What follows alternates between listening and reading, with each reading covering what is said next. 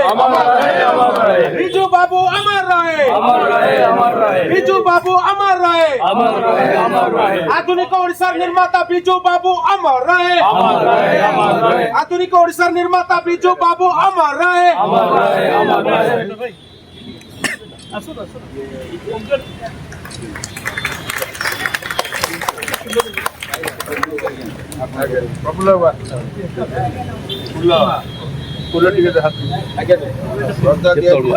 ठीक है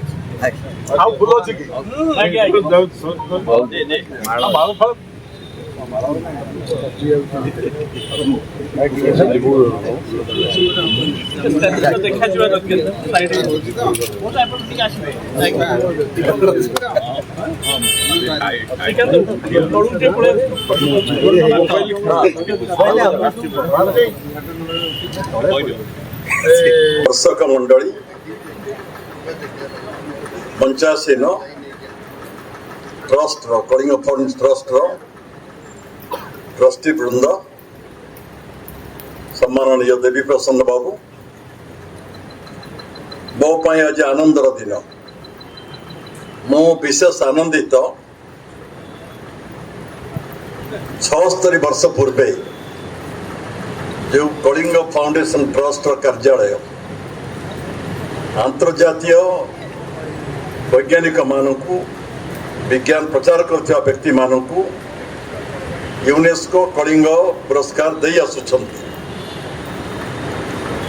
ये ऑफिस टी अजଣା थिला कहीं कलिंग भवन कहिले कलिंग फाउंडेशन ट्रस्ट कार्यालय कहिले नुआ परी लोक भी बुझंती नहीं पचारन से ऑफिस कोठी ये सारा विश्वविख्यात पुरस्कार इंटरनेशनल अवार्ड दूची जो संस्था ये अबद्ध थिला अगम्य थिला अज्ञात थिला एपरी स्थानीय व्यक्ति मान आम मन प्रश्न है ट्रस्ट बोर्ड मेंबर मान मध्य यही ऑफिस से दौची अर्थ राज्य सरकार किसी अंश रही आम एते बड़ परिमाण अर्थ दौचु पृथ्वी विख्यात वैज्ञानिक माने को पाउछंती ओडिशा कौन पाउछ ओडिशा रे कौन वैज्ञानिक नहांती आमे कौन टिका को सम्मान दे परंते नहीं सेति पाई कलिंग फाउंडेशन ट्रस्ट भाई माने उचित कले निष्पत्ति मने कले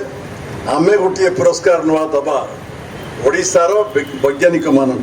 सम्मान जणैबा पाई 2010 मसीहा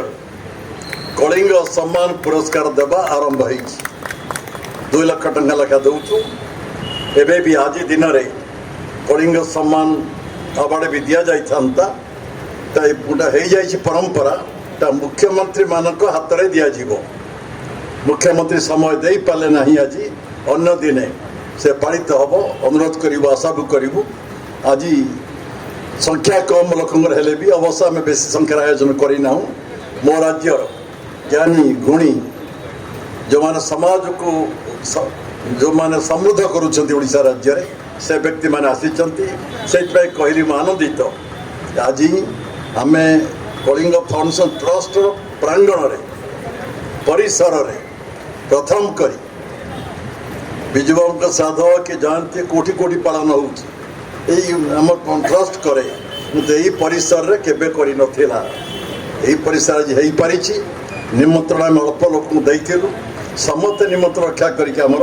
ये परिसर को आसी आज उत्सव को सफल कर विजुबाबू मूर्ति प्रतिष्ठा हो गला परे समस्ते जानवे गोटे विजु पट्टनायक ऑफिस सेठी अच्छी प्रथम कही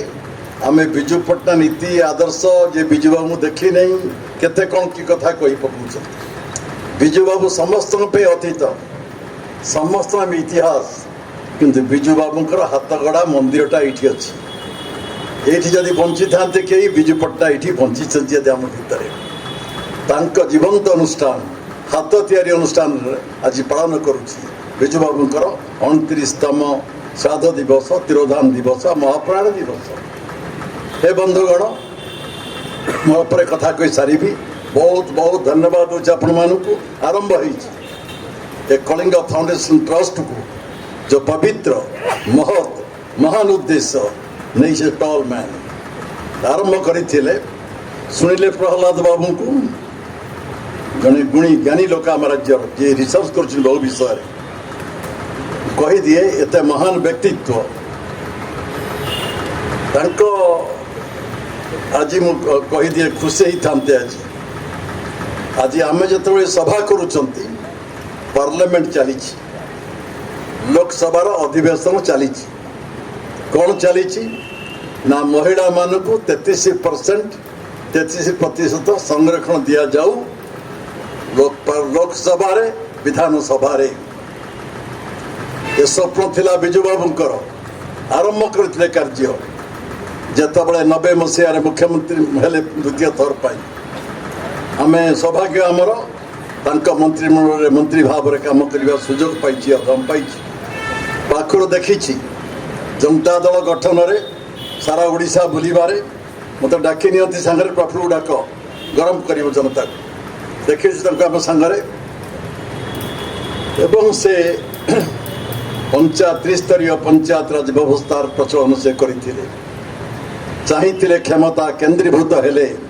ଗ୍ରାମର ବିକାଶ ହେବ ନାହିଁ ଗ୍ରାମାଞ୍ଚଳ ଲୋକ ବିକାଶ ହେବ ନାହିଁ ତ ଆମେ ଯେଉଁ ଗ୍ରୋଥ କଥା କହୁଛୁ ଇନକ୍ଲୁସିଭ ଗ୍ରୋଥ ହେଇପାରିବ ନାହିଁ ଏ ବିକାଶ ଏ ଅଭିବୃଦ୍ଧି ସବୁ ବ୍ୟକ୍ତି ସବୁ ସ୍ତର ସବୁ ବର୍ଗଙ୍କୁ ଯିବା ଦରକାର ଏଇଥିପାଇଁ ମହାତ୍ମା ଗାନ୍ଧୀ କହିଥିଲେ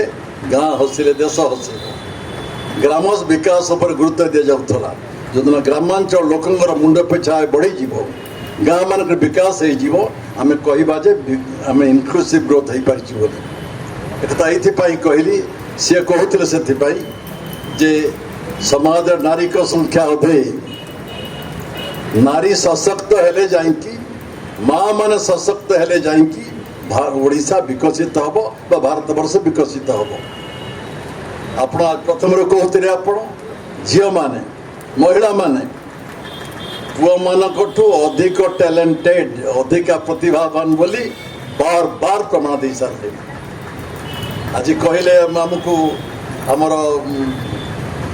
କ'ଣ ଓଙ୍କାର ବାବୁ ଆମକୁ ସବୁ ଦିଗଦର୍ଶନ ଦେଉଛନ୍ତି ଯୋଉଠି ଝିଅ ପାଇ ପ୍ରଥମ ହେଇଛନ୍ତି 500ରୁ 500 ନମ୍ବର ରଖିଛନ୍ତି ଯୋଉଠି ଝିଅ ଏ ହତଭାଗା ଗୋଟିଏ ପୁଅ ହେଇପାରିଲନି ନା ଯୋଉଠି ଯାଙ୍କ ବାହାବା ନେଇଗଲେ ଏ କନ୍ୟା ରତ୍ନ ମାନେ ଝିଅମାନେ ମା ମାନେ ଝିଅମାନେ ଶୁଣୁଛ ତ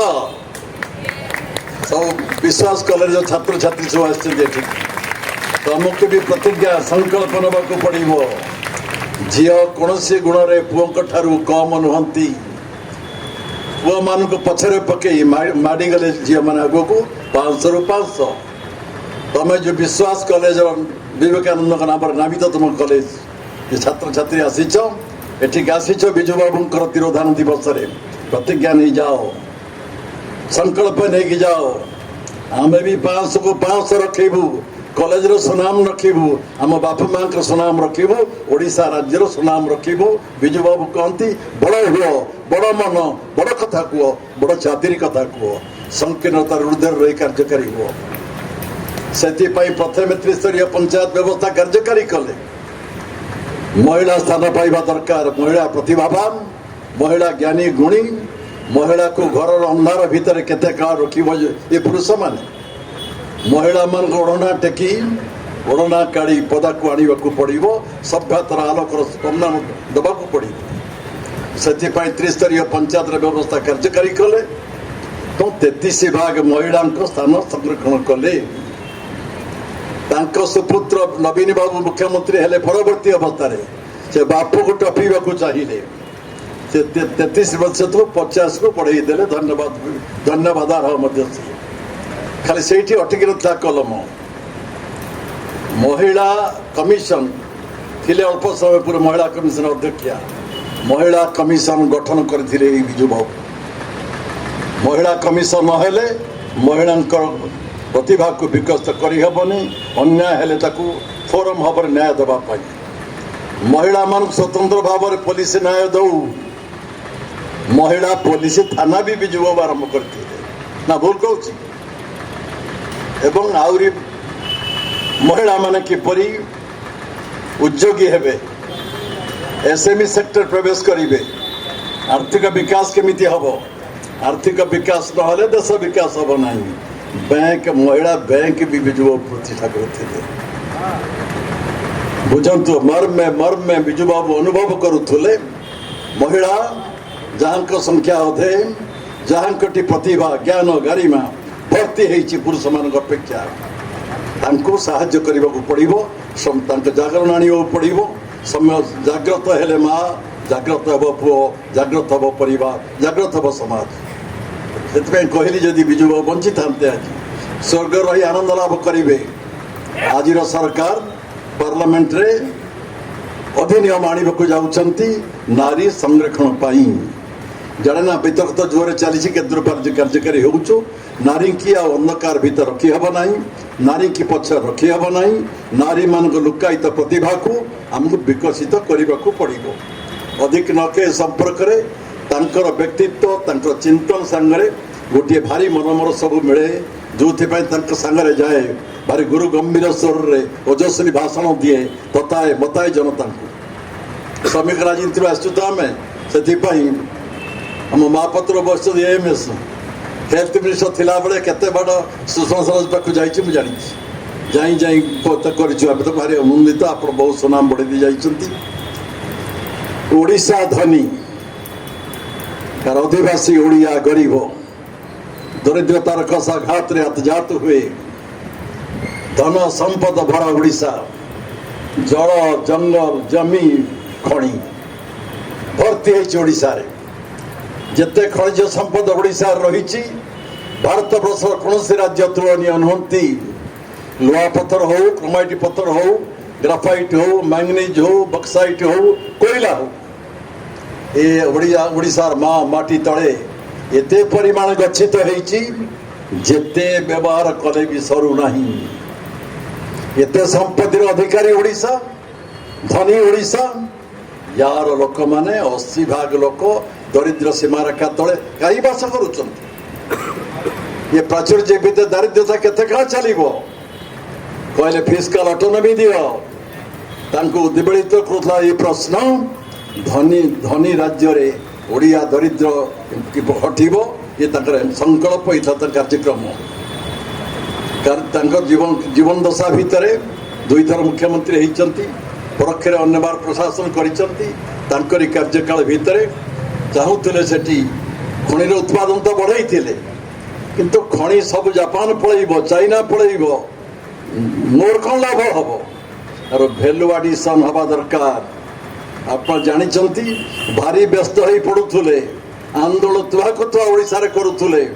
द्वितीय इस्पात कारखाना किपरि करा जीवो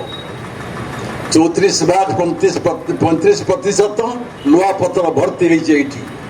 जोड़ा जातु बड़ेबिली जातु बणई जातु दैतारी जातु नर्दमार्दन जातु लुहा पत्थर भर्ती होती भैल्यू एडिशन हवा दरकार मूल्ययुक्त हवा दरकार इस्पात कारखाना ओडिशा हवा दरकार आप जानते राउरकेला पर द्वितीय इस्पात कारखाना करने